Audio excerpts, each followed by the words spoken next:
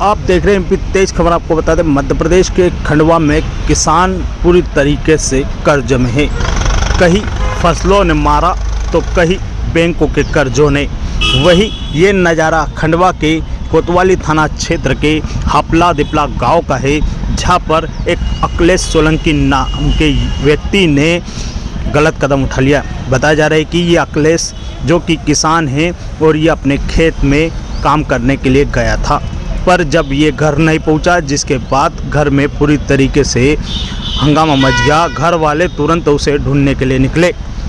ढूंढने के बाद वे खेत पर ही मिला, पर उनने गलत कदम उठा लिया था, जिसके बाद उस अखिलेश को खंडवा के जिला अस्पताल में लेकर पहुंचे, जहां पर ग्रामीणों की काफ़ी भीड़ रही।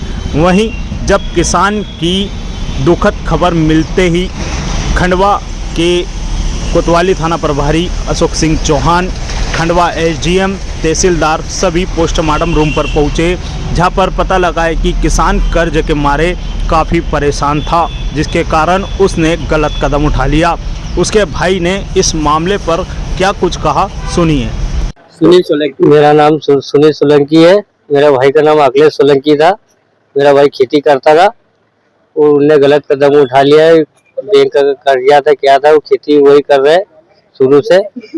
क्या दिक्कत उनको क्या हो, ऐसा गलत कदम उठा लिया। बैंक का कर्जा था, उसके कारण और फसलें निकली नहीं। सोयाबीन भी खराब हो गई है और मक्का भी खराब हो गई थी। तो कपास के भाव नहीं मिले और अरबी भी अभी खेत पे पड़ी है, अरबी का भाव भी नहीं, इसलिए उन्होंने गलत कदम उठा लिया।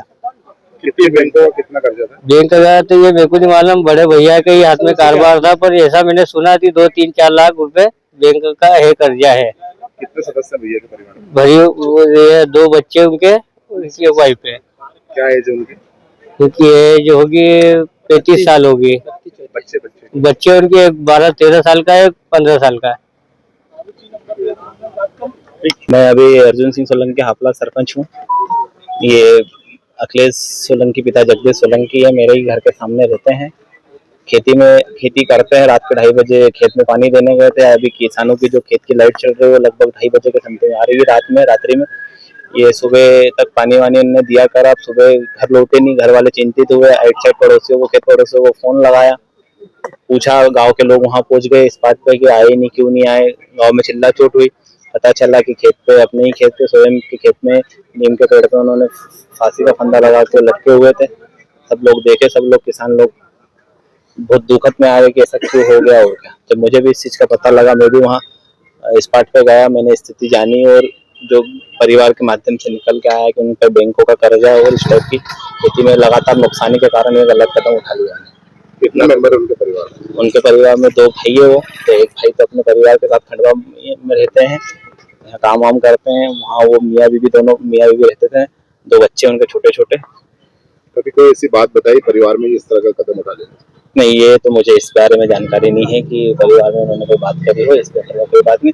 मेरे को 4-5 दिन पहले भी मिले थे, तो इस मैटर में कोई ऐसी बातचीत नहीं हुई थी। कितना कर्जा? लगभग 3 लाख रुपए के समथिंग तो बैंकों का कर्जा है, सोसाइटी और ग्रामीण बैंक का। साहूकारों का भी कुछ कर्जा? हाँ, साहूकारों को सुनने में आ रहा है कि कुछ साहूकारों का प्राइवेट कर्जा है और उसी का भी पूरा क्लियर करते हैं।